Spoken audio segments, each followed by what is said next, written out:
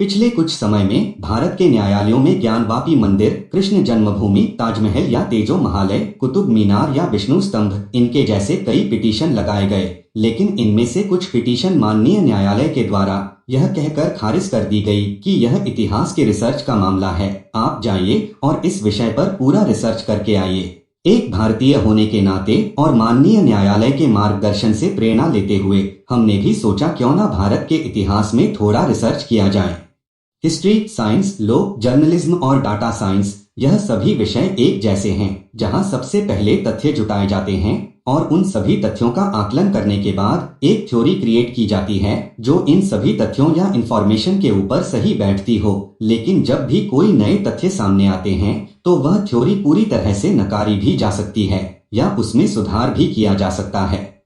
ऐसे बहुत सारे उदाहरण मौजूद हैं, जैसे साइंस में दी गई एटम की थ्योरी बार बार बदली गई, कॉन्स्टिट्यूशन के अंदर बार बार होने वाले अमेंडमेंट, न्यूज रिपोर्ट्स का नए तथ्यों पर बदलना, और डाटा साइंस जो नए डाटा सोर्सेस के एनालिसिस के बेसिस पर बिजनेस के तरीके को बदल देते हैं। इसी प्रकार इतिहास के रूप में बताई जाने वाली थ्योरी भी तथ्यों पर आधारित होती है।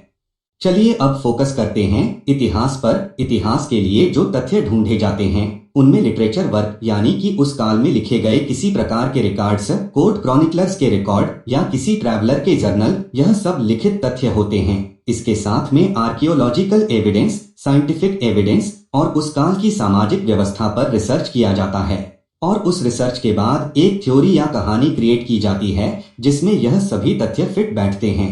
जाहिर सी बात है, अगर सारे तथ्य उस कहानी को सपोर्ट नहीं करते तो वह पूरे विश्वास के लायक नहीं होती और नए तथ्यों के सामने आने के बाद उसमें बदलाव कर दिया जाता है।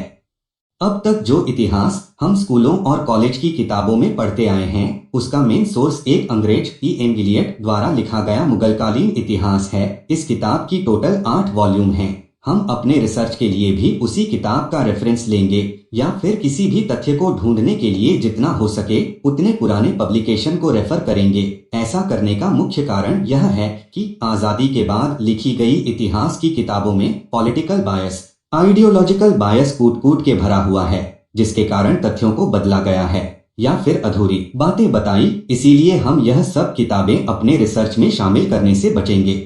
दोस्तों, इस प्रयास में हमारी टीम को सपोर्ट करने के लिए हमारे चैनल अर्थ को सब्सक्राइब करें। साथ ही यह वीडियो अपने फ्रेंड्स एंड फैमिली मेंबर्स के साथ शेयर करें। अगर हमारे लिए कोई फीडबैक या सजेशन हो तो प्लीज हमारे कमेंट सेक्शन में शेयर करें। जैसे ही हमारे साथ 1000 सब्सक्राइबर जुड़ते हैं हम इस सीरीज का अगला एपिसोड अपलोड कर देंगे। जय हिंद, जय भारत।